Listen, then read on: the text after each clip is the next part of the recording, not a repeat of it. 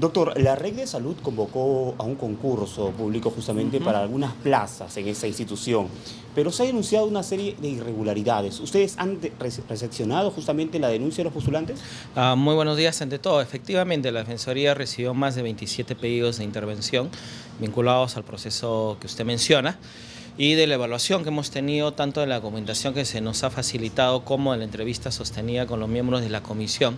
Hemos advertido irregularidades que en opinión de la Defensoría amerita justamente retrotraer todo el proceso hasta la etapa de calificación. Los argumentos que le hemos hecho alcanzar al gerente de la red está en vinculación en principio que hay postulantes a quienes los han declarado como no aptos por tener un DNI vencido, cuando ya desde noviembre de 2016 está vigente el decreto legislativo 1246 que claramente establece que eso no impide y ahora para que los ciudadanos y ciudadanas puedan ejercer derechos civiles o administrativos, como en este caso poder postular para una plaza, ¿no? Otra observación es justamente que los reclamos han sido absueltos de manera verbal y eso afecta justamente la transparencia del proceso, pero además no permite evaluar cuál es el nivel de argumentación que han tenido los miembros de la comisión para que en algunos casos cambiar de decisión, es decir, de no actos, recalificarlos a actos o mantener la misma decisión. Todo proceso CAS no solamente es de interés de las personas que postulan, sino desde interés público, porque finalmente son servidores públicos, ¿no?, que van a poder incorporarse a la administración. Entonces, por lo tanto, las entidades del Estado estamos obligadas a llevar procesos con la mayor transparencia y eso implica evidentemente que cuando una persona presenta un reclamo, la misma tiene que ser absuelta y tiene que constar por lo menos en algún documento como un acta, por ejemplo, que permita justamente establecer cuáles son los argumentos de la comisión, de tal manera evitar finalmente cualquier tipo de arbitrariedad. Otra de las observaciones que hemos informado es en relación a las copias fedateadas. Y ahí hay que establecer también dos líneas. La primera, hay que recordar que el servicio de fedateado es gratuito. Entonces, muchas instituciones cobran por las copias fedateadas y aprovecho en todo caso la entrevista para poder informarles a la ciudadanía que el servicio fedateado es absolutamente gratuito. Así lo establece el texto único ordenado de la Ley de Procedimiento Administrativo General. Y lo otro es porque dentro del cronograma habían establecido un plazo para el fedateo y ahí se había presentado algunos inconvenientes. Primero, porque muchos de los postulantes que solicitaron nuestra intervención afirmaron que la persona que realiza esta labor de fedateado de los documentos solamente había realizado su labor no en toda la documentación, sino en una sola cara. Entonces, como no habían fedateado el anverso, la comisión había considerado que efectivamente no cumplía con el requisito y por lo tanto no los habían considerado como actos para seguir postulando. Y lo segundo era que muchos habían fedateado posterior al 24 de julio y como ya el plazo, de acuerdo al cronograma, solamente era hasta dicha fecha, lo habían considerado ya como no actos. Y ahí también la Defensoría del Pueblo ha observado porque la norma exige que la administración no le pida requisitos o formas, ¿no?, que sobrecarguen o que no cumplan la finalidad del acto por el cual están desarrollando, que en este caso es un proceso CAS, ¿no?, y que en todo caso la finalidad del acto de calificación está para verificar si la persona cumple o no cumple con el perfil. Además de que ahora las normas de simplificación también establecen la posibilidad de presentar copias simples. Y si hay documentos inclusive que son generados en su oportunidad por la misma institución, bastaba nada más que el postulante pueda señalar. Por ejemplo, si yo tuviera la profesión de médico, postulo, y antes he prestado servicios en algún establecimiento de salud de la red, bastaba nada más en realidad con señalarlo y ella era obligación de la entidad verificar si efectivamente, ¿no?, esa información es cierta o no. Entonces, con estas observaciones, lo que nosotros le hemos recomendado en el marco de nuestras competencias a la red de salud es primero que retrotraiga todo el proceso hasta la etapa de calificación. Y acá un paréntesis. Las observaciones que nosotros le hemos hecho llegar formalmente a la red son aquellas observaciones que la comisión también nos ha confirmado que ha realizado. Es decir, La comisión, sin haber considerado que el requisito del DNI no estaba en las bases y que legalmente ya no es permitido que se exija un DNI vigente, ¿no? A pesar de ello, la comisión había tomado la decisión de evaluar. Entonces, eso no solamente es ilegal por lo que señalaba que incumple el decreto legislativo, sino que además porque en las bases no estipulaba una exigencia de esa naturaleza, ¿no? Entonces, nosotros estamos pidiendo que se retrotraiga todo el proceso hasta la etapa de calificación.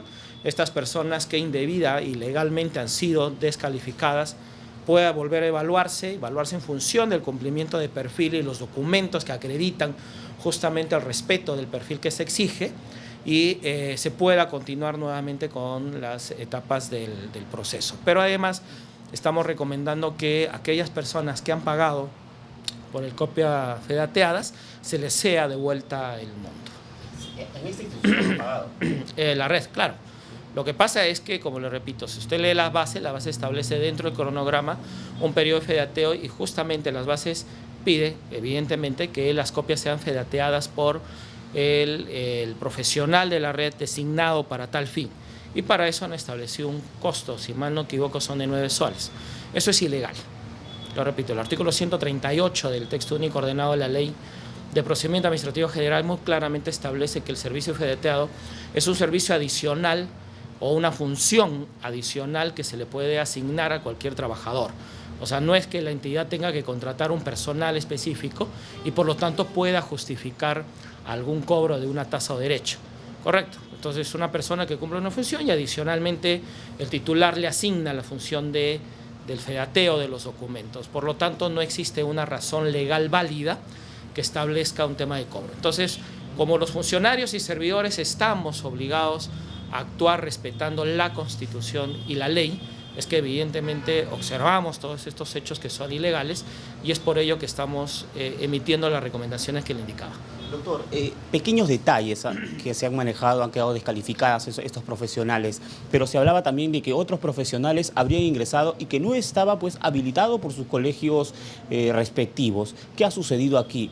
¿A usted qué le deja presumir todo esto? No tenemos nosotros, por lo menos de los pedidos de intervención, no hemos advertido que esté orientado en esa línea, ¿no? Pero ahí, por ejemplo, como le digo, cuando conversamos con la comisión, nos afirmaban que habían atendido más de 260 reclamos. Y ahí va justamente la falta de transparencia al momento de absolver los mismos solamente de manera verbal. No hemos nosotros tomado conocimiento o con algún nivel de indicio de que efectivamente hay personas que no estando habilitadas, ¿no? La comisión ha considerado justamente calificarlas como actas.